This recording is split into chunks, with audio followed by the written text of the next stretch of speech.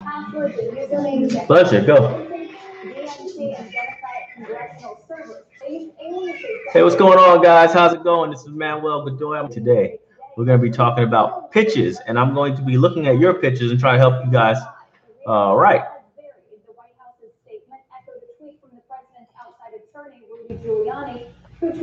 He said, one thing I know is that pitching is basically my lifeblood. I make one sheets and stuff like that all the time. And I feel like everybody needs it. Everybody needs that skill, you know? So, and if you want to have that skill and you want to learn how to write properly so you don't get reader's block, you don't want to you don't get that writer's block where you basically can't make a one sheet or you can't make a story. Pitching. So pitching is basically how you tell your story in a short period of time. Okay, so hey, I need to tell you what my book is about in 20 seconds. All right. So if you are a writer at all and you actually go into this kind of like industry, what you're going to notice is when you go to a show, people are going to stop by your booth and they ain't got all day. They're going to be trying to figure out what you're selling. Now, they could probably look in your book and stuff like that, but most people won't. They're going to basically listen to you and basically make a decision based off of what you told them. So that's what a pitch is. It's usually 2 sentences. It tells your entire story in 2 sentences, okay? It's crazy, and most people fail to develop one before they start writing their story. So they don't know how to answer that question, all right? I am half Latino. Okay, my father's Chileno, my mother's from Alabama. So, I'm a mixed boy, But I do identify mostly with my blackness. I'm pretty much a bruh. So let's start this conversation with a book that I think you need to pick up, okay? Because this is important for writers. It helps you get through writer's block and actually tells you how to narrate a story. It's called Save the Cat. Okay. Now I know it's backwards on the screen, but this book right here is the truth. Save the Cat. You need to get it. And the reason why you need to get this book is because it is freaking phenomenal. It teaches you all about pitching. It gives you examples of pitches that actually sold for like millions of dollars in Hollywood, and it also helps you with how you basically make your narrative to fit a certain genre, because there's a specific audience for every book. Not every audience is going to be the same, okay?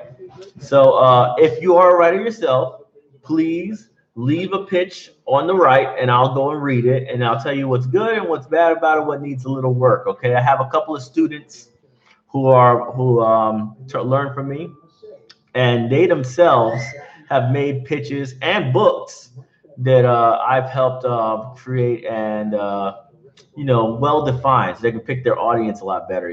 Can't make for everybody. So let's see here. How would you describe Black Sands in a two sentence pitch? Well, I actually have a couple right here. Let's see. Okay. In a time of gods and legends, 4 royal children with superpowers embark on an adventure to prove their ability to rule as kings and queens, while undermining the secret plans of the great and powerful Sumerian god Marduk. That's my professional pitch. That's the one that I pitch to studios and stuff like that. It's on my one sheet. And that's like a really detailed one, but it's quick. It's quick and right out of there, just like that. Now, if you notice, I use a lot of historical names and stuff specifically because I want to tie history to the audience, right? So somebody who's trying to buy my show, let's say on TV, they understand that, okay, Sumerian god, Marduk, that is something in history. Now I know it's about history. 4 kids with superpowers. Now I know that it's like kind of like a chuny. He said they're kings and queens, right? Now I know this is about royalty, all right? All these things help build a narrative saying they're doing a lot of things and they're actually going on an adventure in which a god is opposing them. So you can tell this is going to be a pretty exciting and interesting story when we're talking about Egyptians and Sumerians. You already know there's a wide range of different cultures that might be involved in the story, all from a 2 sentence pitch. That is very important to be able to do in a short period of time. It's very, very important, especially if you're dealing with customers. All right, customers are going to walk up to your booth and literally be like, hey, what's your book about? What's this children's book about? Can you tell me? What are you going to say? You say, well, it's just like Batman. You say, except in this world, things are not as easily understood because the main character is like, he said that's dead right there. It's not even gonna, you're not gonna catch anybody with that one. You're not gonna sell in your book, okay? Because that's not how we talk when we try to explain things. We want to make people interested, and then if they look in the book or they want you to explain more, you already got them, right? Most people, they don't want you to explain more. It's most likely because they don't care about the story. They're probably just gonna walk away. So, anybody got any ideas? I want to hear your pitches. I want to hear what you're writing in general. I have a lot of people who follow me who are creators themselves. They want to know how I ended up selling 10,000 books online because nobody wanted to publish my book, so I had to do it myself. All these things can be answered. Just please leave your questions on the right, and I will get to them ASAP. Okay? In the meantime, look at this adorable bookmark. Okay, this is my daughter, actually, Valencia, and it's one of the Mori Adventure bookmarks. It's pretty cute. I use it for my books. Back to the market, financials, some of the worst performers today on the heels of banking. So I read you one of my pitches, right? Let me read you some of the pitches that actually sold in Hollywood. Yeah, I wish I could, man. Like people say you should make a toy and stuff like that, but if you're not making enough sales with your regular inventory, you definitely shouldn't invest in even more expensive inventory. That's not a wise move. We got to first make sure that the brand is strong enough in order to support ordering 1,000, 2,000, 5,000 pieces of toys. So let's see what we got here, right? And revenue declined in the second quarter, and estimates mortgage revenue. Here's one. We got a pitch right here.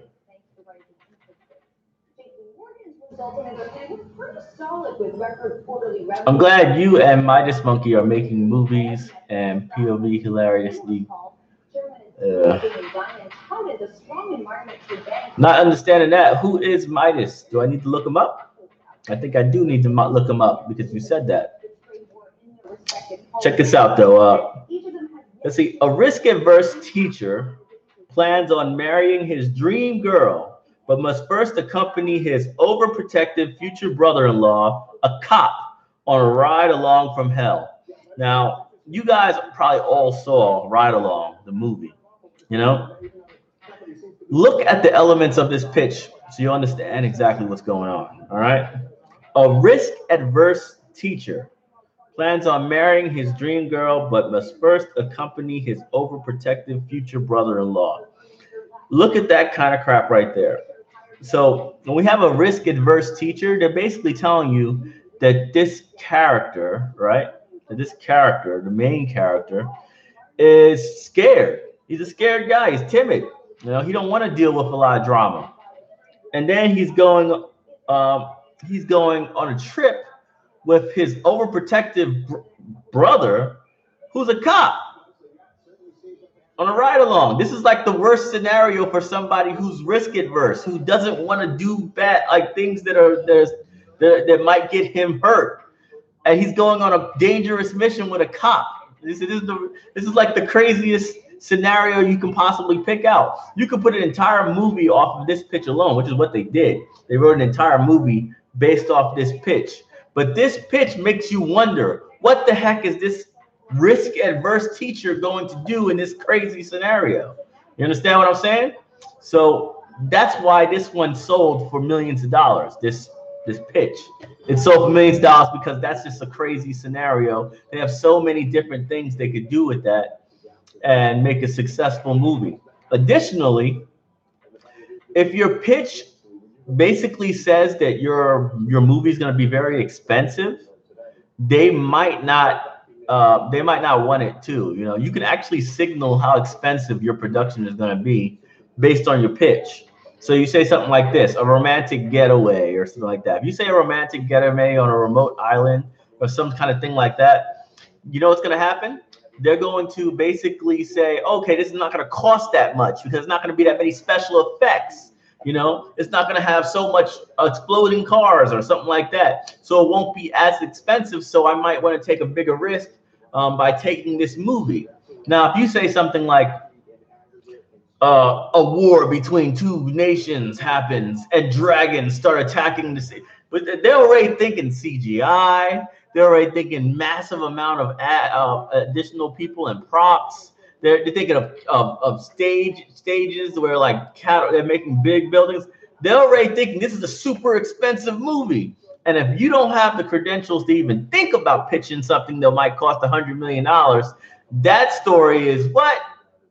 Dead on arrival. That's what it is. It's dead on arrival. They're not going to pick it up. And the reason why is because that's a very expensive movie. They could already see it being expensive, and you're not somebody who can sell the movie by themselves, like a James Cameron. James Cameron can blow up whatever the hell he wants in his movies because he's going to sell that movie.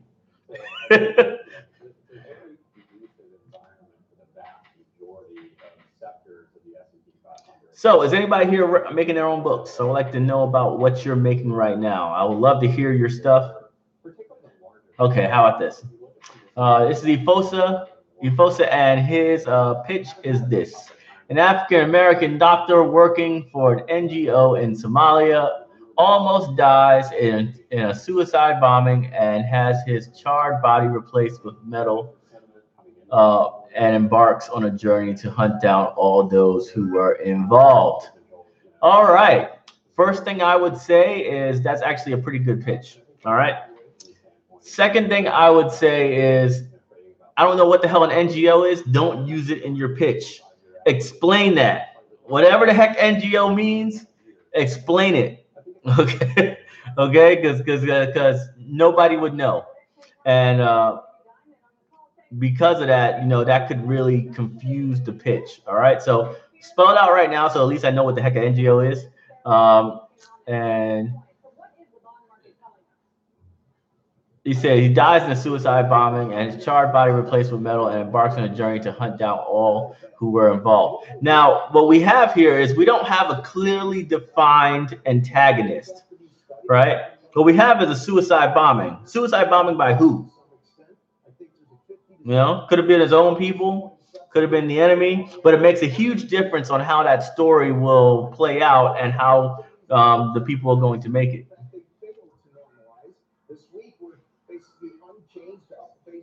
There you go. So a non-government organization. So would that mean that that's basically like a charity, or would that mean like an illegal organization? I need to know that. Because that'll make a difference in your story too. What you want to do is make sure that your story is clearly defined, right? But you know, also interesting as well. So you get to say a charitable organization or a illegal organization, one that works off the books, right? They're not part of any government, right? Because I could take non-government in multiple ways.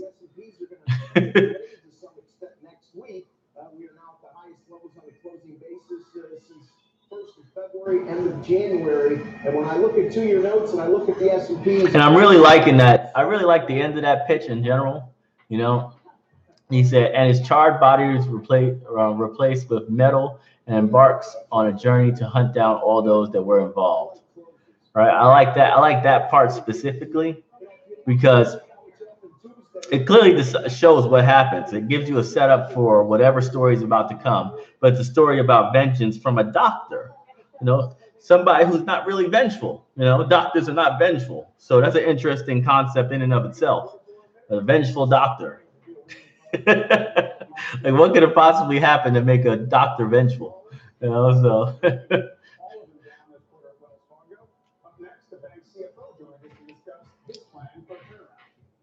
Anybody else got any pitches they want to share with us, or something they might want to get some advice on? You know, you specialize more in horror. Well, give me your horror pitch. All right. And let me go and see if I can find a section in this book that specifically goes on horror. I know it's here. It's about a guy who exercises. Yep.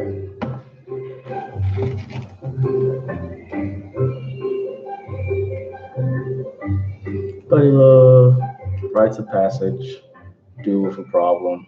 The golden fleece out of the bottle. Monster in the house. All right. I found it. Hey, thanks a lot, Heavenly. Appreciate it. So we're talking about pitches. I'm trying to help people write their stuff and maybe make their pitches a little stronger. You know, Ifosa was the first one to share their pitch. It was amazing. All right.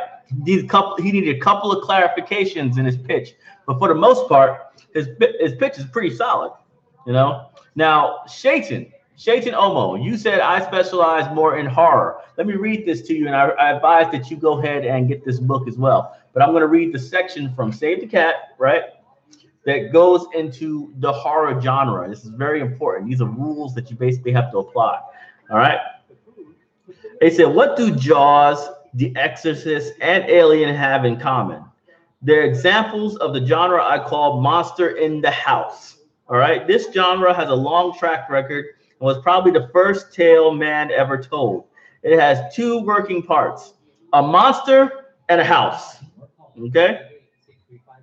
So let's see here. When he said, and when you add people into that house, desperate to kill the monster, you got a movie type so primal that it translates to everyone everywhere.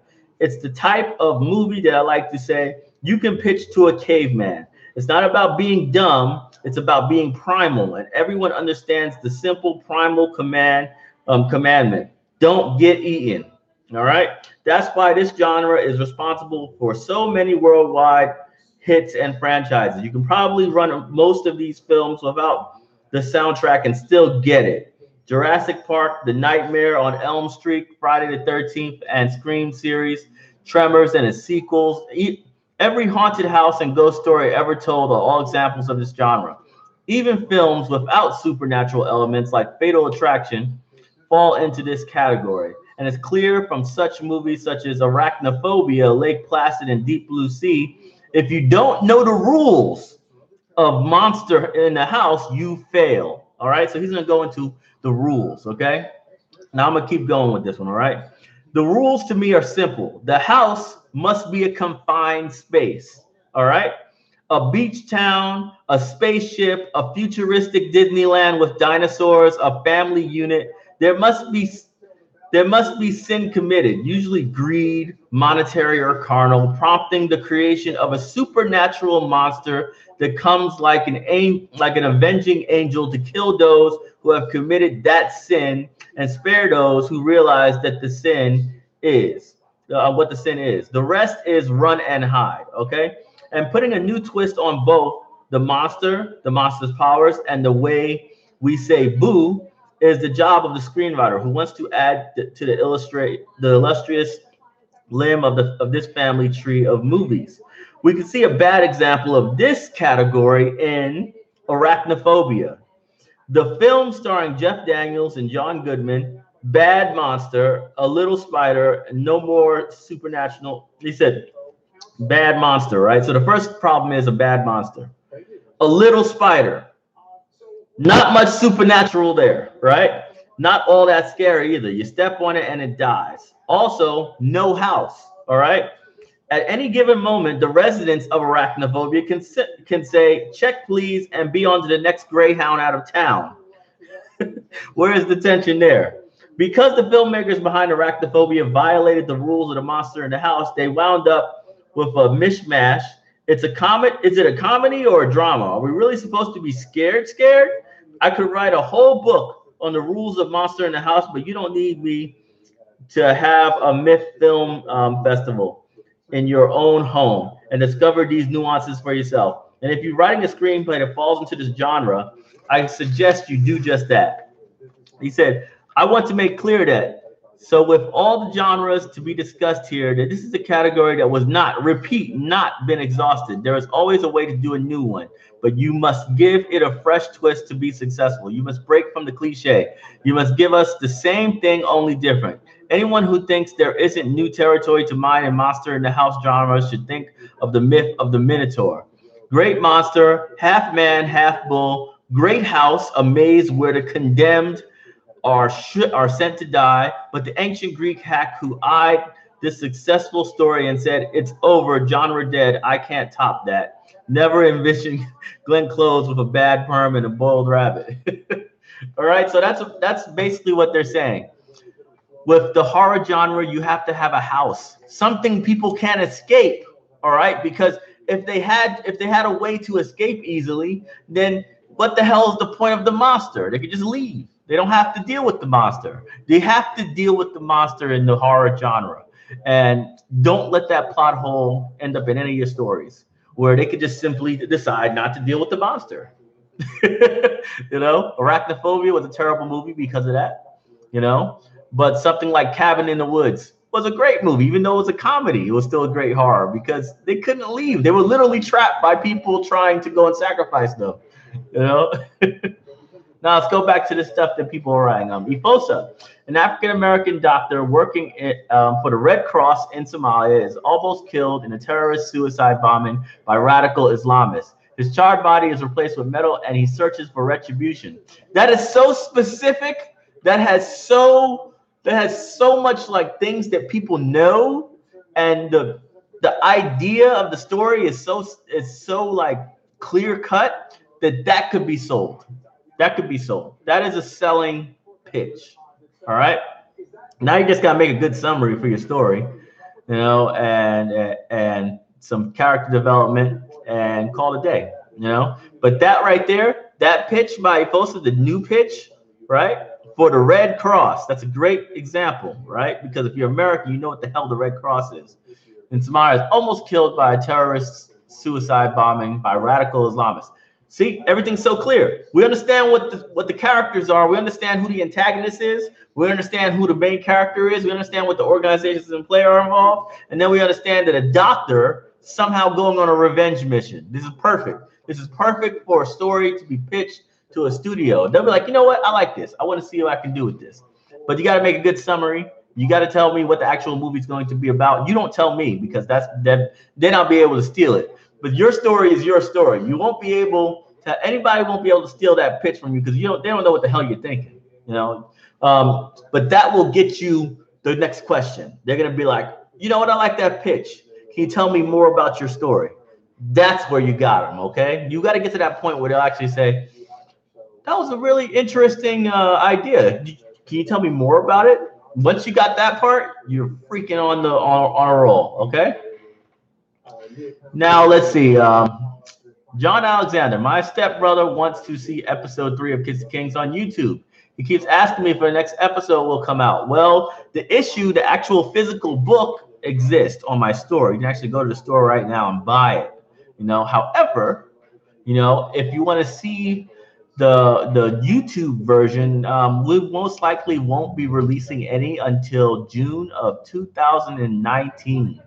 When June of 2019 comes around, I am going to basically make issue 1, 2, 3, 4, and 5 into films, just like what you saw on YouTube, and put it on a DVD. All right, the DVD is going to have all that stuff. Additionally, the DVD is going to have the animated pilot, which we're working on right now because we raised all that money on Kickstarter. Yeah. See, Shaitan Omo has a good idea for a house, and that's a prison. Prison is a nice house. All right. Prisons have gates. They have boundaries. They have people who might shoot your ass. There's a lot of reasons why you can't escape a prison and have to deal with the situation at hand. So that is already a great house for a horror, right? Horrors need houses. You don't got a confined space. The horror makes no sense.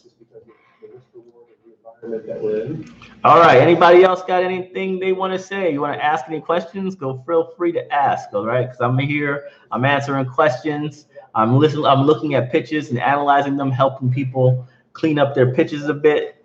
And I'm also talking about some of the experiences that I had while making my books.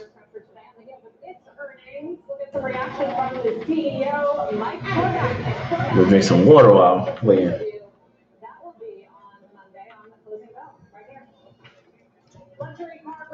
Let me see what they say over here.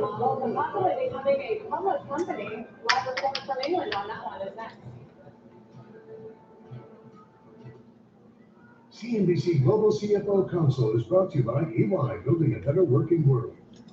The question wasn't really how did they really become digital, but the better question was how do we give customers that time on the pitch? Well, they set a 5-year roadmap that included us first. Got some people over at the Collie talking about how they're going to join this. Right?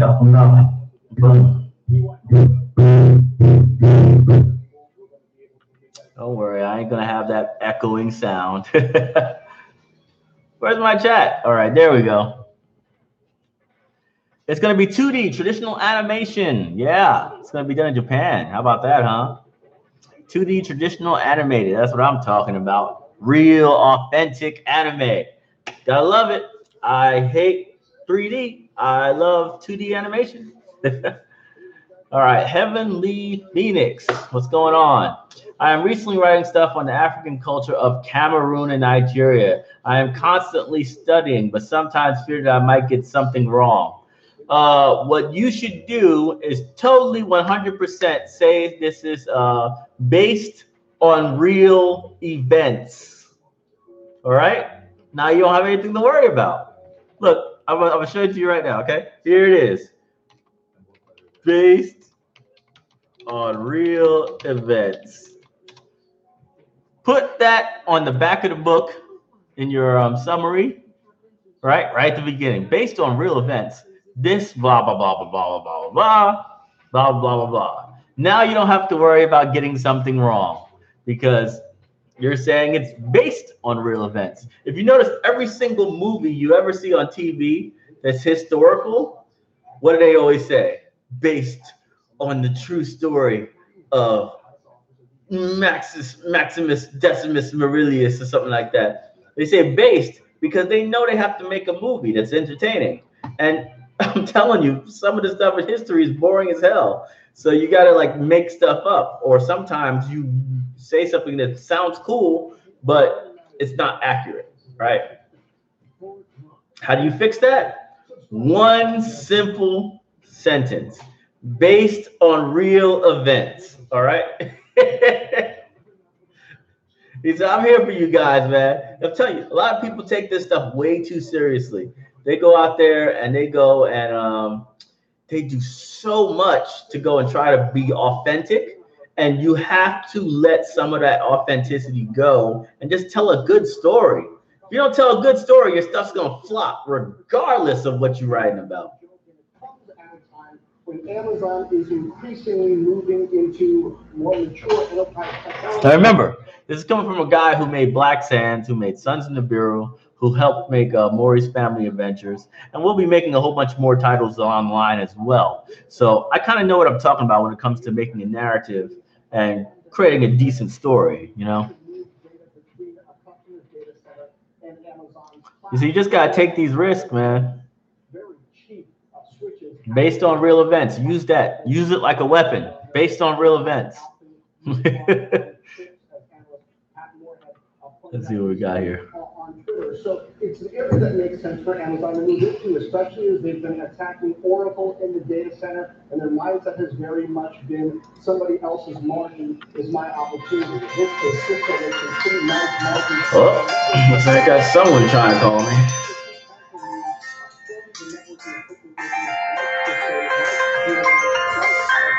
Nah, I'll wait for that one. I don't need that one right now. He said, oh, okay, I get that. Thank you. I love the culture and African deity spirituality and creating magic systems in a fantasy world. So I'm trying my best. Well, if you're doing a fantasy world, then you shouldn't even have anything to worry about when it comes to accuracy. It's fantasy. You can make it whatever the hell you want. You could throw minotaurs in Africa if you felt like it. Their data centers and their specialized clouds work as efficiently as possible. If we see them start to there is no, I would have absolutely no clue what software you should be using for 2D animation. We're hiring a studio. I ain't doing nothing for animation. He said, we're hiring a studio. I am not going to do any of that stuff. I'm a big believer in letting professionals handle the job. You know, I want things done correctly. And if it'll save me money to do it myself, I won't do it because I won't be able to do it like they can. Amazon came out with Amazon Handmade about 2-3 years ago. Was supposed to take down Etsy. That didn't really happen. Etsy is a lot stronger. Now I have to be honest with you guys. A lot of you will suffer from the idea of I need to make an anime. I need to make a show. I need to do a video game. Let me tell you, I made a video game first. The first thing I did was make a video game. It failed miserably. Okay, too expensive, way too big of a production, couldn't be done. First project. First project was not a good choice for a first project. Nowadays, I could probably make a video game, no problem. But at the beginning, that was way too big of a production to even think of considering. And it really slowed me down. It actually cost me close to 1.5 years of my life making something that didn't go anywhere. So what I advise to you and everybody else who's here with me and people who will watch this later on is make sure that your first project is attainable, okay? It should take 3 months. Whatever it is, it should take 3 months, okay? So if you're making a comic book, it should take 3 months from when you start writing to when it's printed, all right? 3 months. If you're making a book, a novel, make a 3-month novel. Don't make a freaking 500-page epic as your first book, okay? People don't know who you are, so they won't buy a 500-page book from you. You have to sell something that's easily to attain, like maybe a 100-page book, 40,000, 50,000 words, and call it a day, all right? This is very important for you guys that are just starting off as writers. Do not go and do not try to climb Mount Olympus just to do your first hike, okay? You try to climb the mountain of the gods just to do your first hike up a hill. They said you got to be able to prove that you can make a quality product before you even think about taking on a big project.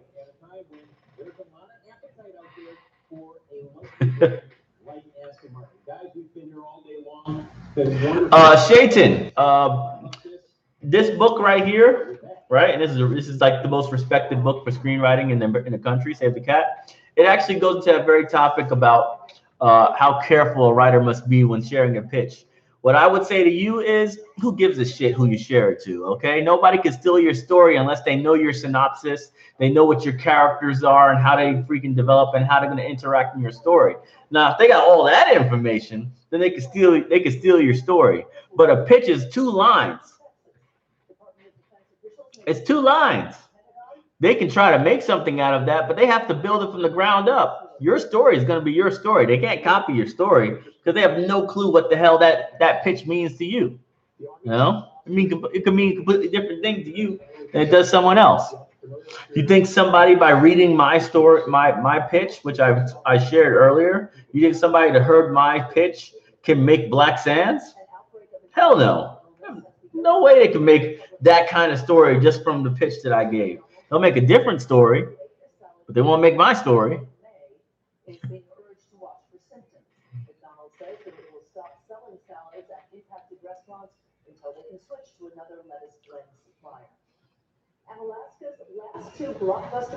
Oh, and definitely copyright your stuff. It's a simple process. It's only like $60. Do it right to the government.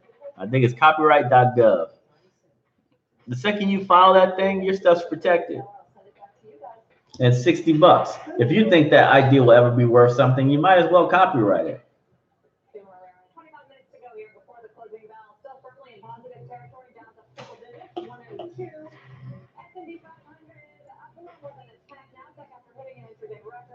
Who else got some questions? Let's go. Let's talk about something else. So the animation, right? I'm currently contacting 2 animation studios in Japan, specifically to do this animation. It's going to be a 10 to 15 minute animated pilot. It's going to be pretty dope. It's going to be a fight between Ra and a Petamoc. And the kids are going to be there. They're going to be looking on at the battle, and they're going to be commenting on it. All right, so it's going to be pretty cool. What I suggest, well, if you are pitching your actual script, right, then just copyright your one sheet. All right, you copyright your one sheet if you're doing a pit, if you're doing actual professional pitching, like pitching to agents, yeah, then copyright your stuff. If you're not pitching to agents, if you're just talking to some random dude on the street and telling him your pitch, there's no reason to have a copyright for that. Okay, think about how hard it is to make a movie. Okay, let's just say this. Think about how hard it is to write a freaking book. How hard it is. How much time it takes. How much dedication it has. Do you think some random person on the street is going to take your idea and try to build a whole story for it? Your idea? Like, do you think somebody has the time or energy or commitment to do that just randomly? They said people don't do that crap. They steal completed projects, okay? So if you're in the idea phase of your story, there's no way in hell somebody's going to steal it, because they ain't, unless you're James Cameron, they ain't going to want your story. They're like, they don't think that stealing it's worth it. You'll learn about their disadvantages and why it may be time for a new approach. Call now, 1-800-972-4411. This is a really good question from Donta Mason. All right, Donta Manson, right? Donta Manson, I think I got that one right. So Donta Manson says, with big conglomerates buying major companies, do you think there will be an opening with companies like yours that will be able to fill the gap and sneak away some of the market? Well, you actually one of the cool things about my company in general is that I've gotten a lot of support from corporations, right, that are not the ones who are publishing the books, but they're the ones who basically say who's cool and who's not. All right, so we're talking about ReedPop at New York Comic Con, right? Dragon Con, MomoCon, all these big anime conventions and stuff like that, major conventions. They all love me. They want me there and everything else. They even gave me official endorsements. Okay, now these are kingmakers, because when they go to these places, there's 300,000 fans that show up. The press, all there, show up to go and see what's the latest and greatest things in anime and manga and stuff like that. And we're there. We're there. So, do I believe I can get a piece of the market? Yes. I'm not even approaching comic fans. I don't deal with comic fans at all. I deal with parents and children. That's what I deal with. And I believe that I can corner that market in due time. And I do have interest from certain major publishers who want to publish some of our books. You know, that'll be great for exposure. It makes my brand even bigger than it normally is. So yes, it's definitely possible to make a play, get something going out there, you know, and grab some of this market. You know, it's possible. There's a lot of politics involved, though. Where am I from? Good question. I'm from New York. I was born and raised in New York, but I was in the military as well. The second I got out the high school, I went right into the military, and my accent basically died. So nowadays I talk pretty like standard. I don't have that New York accent. But hey man, what part of Texas? Because I'm actually going to DreamCon in Waco, Texas next month. On the basis of I'm going to DreamCon with RDC World 1. It's gonna be fun. Should have a good time out there. It remains to be seen whether Theresa May can get the agreement of her own. Oh yeah, Houston. Houston's a little far, but you should come out anyway, man. You guys should come out to DreamCon in Waco, especially Dallas. You're like an hour and a half away, you know. And come see me, man. I'm gonna do a face-to-face panel. We're gonna have a panel, and I'm gonna be teaching all about indie publishing. You see, yeah, it's gonna be dope. Maybe there's nothing fundamentally different about her leadership and the Brexit plan. Shares of AT&T are lower today after the government says it will appeal its merger with Time Warner. Comments from CEO Randall Stevenson and an analyst reaction to how this could impact the stock. That's next. And, Oh no, what do you think? Let me see. What's that right there? Former White House Chief Strategist Steve Bannon. For tickets and information, head to deliveringalpha.com. Is it no longer necessary to depend upon publishers, for instance, straight to Amazon? It is 100% necessary to depend upon publishers. I'm gonna tell you right now, I am a complete anomaly from what I did. All right, complete anomaly. This is not normal. What I did is not normal in the industry. To do indie publishing and actually sell your own books and sell thousands of copies. It's not normal.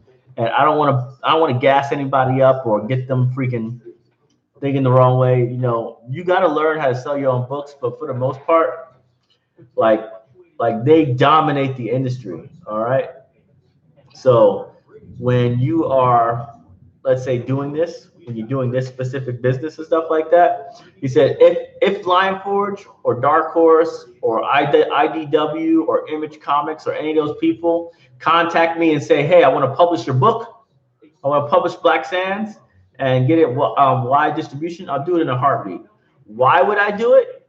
Because basically it gives me more exposure. They don't take your IP, right? So I still own Black Sands, right? I can still do a movie deal, but they'll be selling 20, 30, 40, 50,000 copies an issue, right? All across the nation.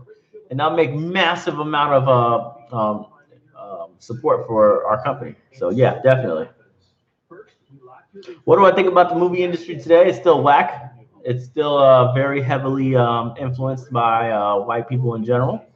But I don't know. I don't see them taking that much risk. I know people like to say it's so diverse now, but I don't see it. I don't see that much risk, you know. So it's still the same old stuff, you know. I'll be honest with you. Kenya, what's up? Kenya's in the house. What's up, man? How's it over there?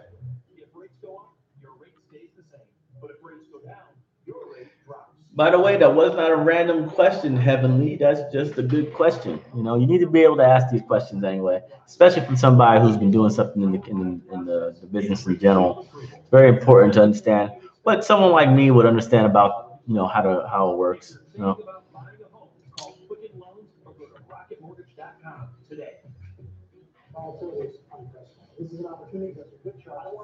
So any of you guys who love our company and want to support, you know, I believe that you guys should go ahead and join our Patreon. All right, we have a Patreon going on. It's for, you know, the continued success of the company, keeping us independent. Do me myself write the books? For the most part, yes. I am the main writer. I write everything about the story, blah blah blah. But I do get co-writers, stuff like that. I do believe that you can't do everything yourself, you know, especially with my schedule and me having to run my social media accounts. I just don't have the time to do that, you know. So definitely.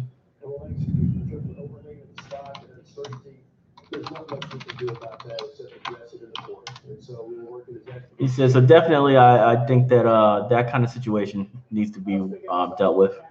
You know, like you got to be able to hire people that are skilled, right? I'm a big believer in building teams, all right? A good team is better than any experience level you could possibly ever have, okay? A great recruited team will make a production fast, efficient, and exceptional. That's the way it works, all right? That's what I do. I build teams. That's why I have like 4 or 5 different productions going on at the exact same time. Yes, I do remember the Brother Man series. I actually was talking to them about 3 months ago. Also, are we needing more U.S. blacks becoming publishers? Well, the thing is, you know, you're not a publisher until you actually publish somebody else's work. All right. So we have 2 people right now who we're thinking about publishing for, right?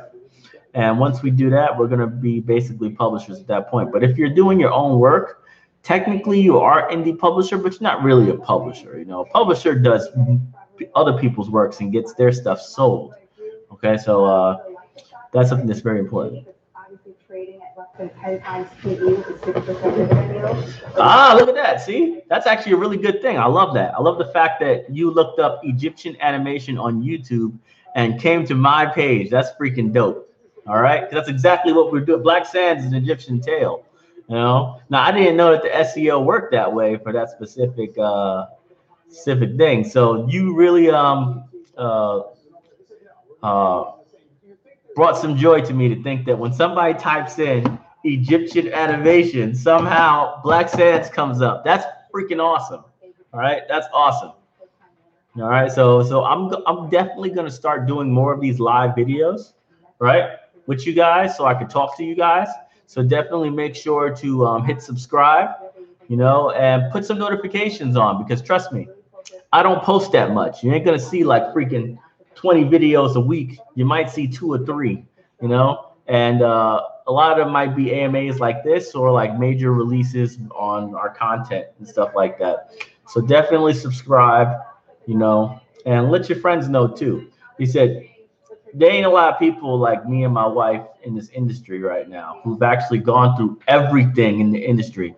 We've dealt with marketers, we've dealt with distribution, we've dealt with the actual cost of the books and how to get them down, how you can be profitable at conventions and all that stuff. We've done all that stuff. And we're willing to share that with you guys for free. You know, unlike, there's so many people out there who'll tell you they'll coach you on how to write. They'll coach you on how to be a great business person, but they ain't telling you nothing more than you got to believe in yourself and achieve it. You know, I don't believe that crap. There's a process. It's a very specific process. And once you get those keys, you should be able to pull off the big plays. So I'm going to be doing more videos like this. And if you like them, subscribe, share it with your friends, and let your friends know whenever I come online to also join in on that conversation and ask their questions. All right. There's a lot of people out there who are stuck working on a project for 3 years and never get it done. That's sad. And it's only because someone wasn't telling them, don't take that long, 3 months. This is how you need to do it. Oh, but I could do the art. It's better for me to do the art because it'll cost less. I don't care. Life is about hitting milestones and hitting them quickly. If you don't hit a milestone in a specific amount of time, your career will die. Okay, so I'm here. I'm definitely trying to help you guys out, and I will be around. So if you have anything else to say, just hit me on the email, right? Go to my store and buy my books if you want to support. I got a lot of cool books there, and I appreciate you guys. It was a great conversation. Some people from the Kali. Who's from the Kali here? Who's from the Kali here? And I posted it on the Kali. Anybody here right now that's from the Kali? He said the Kali is one of the hottest forums I've ever been on. Like, I'm there all the time checking them out. It's all the brothers of that. That's what I'm talking, Shayton. That's what I'm talking about, bro. he said, that's what I was saying. I'm thinking about putting the Kali up in my damn credit reel over on the animation, just because I want to basically piss off a whole bunch of white supremacists, right? You know, because basically my entire company's success and stuff like that was largely due to the support I got in the Kali. They helped my first Kickstarter. I think 20% of the entire funds raised in my first Kickstarter was through the Kali. In my second Kickstarter, they damn near funded half of it, you know. And in my third Kickstarter, they probably did a good maybe 5%, but it was a huge third Kickstarter. So, but man, the Kali has been there from day one, and you know, it's all a bunch of black brothers and sisters who are like kind of militant, you know, that kind of thing. But they've always given me a lot of respect and joy, and I just appreciate them. So if you're listening, Kali, I love you guys, and I'm gonna make sure that I don't forget about y'all behinds. The food was delicious. You're like me and you like to eat. This is what you get to do. I love the food. Pasta, pizza, so good. Plus, you're throwing FedEx shipping free. It was perfect for guys like me who don't like to cook. Yo, Heavenly Phoenix, make sure if you're making black women superheroes, make them quick and do it now. Okay, this is the best time to sell black women superhero anything. All right, so Do it quickly, get it out, do it now. Don't freaking do this for 2, 3 years. You're going to lose your opportunity. This is the time to buy black women anything. All right, so work on it and get it done. Now on Top Stage Dive. Blacklist Antivirus was invented in the 80s when we played music on CDs. We moved data on floppy disks. Yeah, I'm right. It's better, more valuable than money. A lot of the shows that we got into because somebody told us how to get in. Because the regular way, when you apply online, they ain't gonna freaking let you in. They don't care. But if you talk to the right person, then they'll actually look at your work. This is such critical information that people hide from you. They are in. They know how to get in. They call themselves your friends, but they won't tell you who you need to talk to.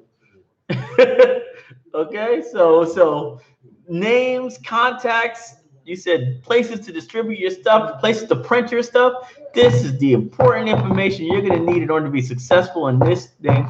And I'm going to share most of that. I probably won't give you no names because I got to know you first before I give you a name. But damn it, that stuff changes the whole way the whole mechanic works. All right, guys. That's it from me. Manuel Godoy. I'm probably going to go play some World of Warcraft for the rest of the weekend. I am off. I'm not going to do any work. I promise. I hope that I don't do any work this weekend. I work my ass off all the time, and I need to stop. All right. So I'm gonna be killing some internet dragons on World of Warcraft, and probably teaching my son how to go and do some quests. All he does is kill random pigs. He thinks that's fun, but I want him to go and do some quests and actually learn how to play the game himself. He's 4 years old, so he's kind of young, but hey, he's messing with the computer. He knows what to do in it. So let's see what happens from there. Maybe he'll be the next professional gamer one day. Who knows? Black father, right? Black parents. All right, let's go. See you later. On this kind of verdict, clearly is a little bit wary of what it's going to mean long term as a potential legalized. I think this is the biggest fine that was awarded. Tremendous punitive damages, of course, juries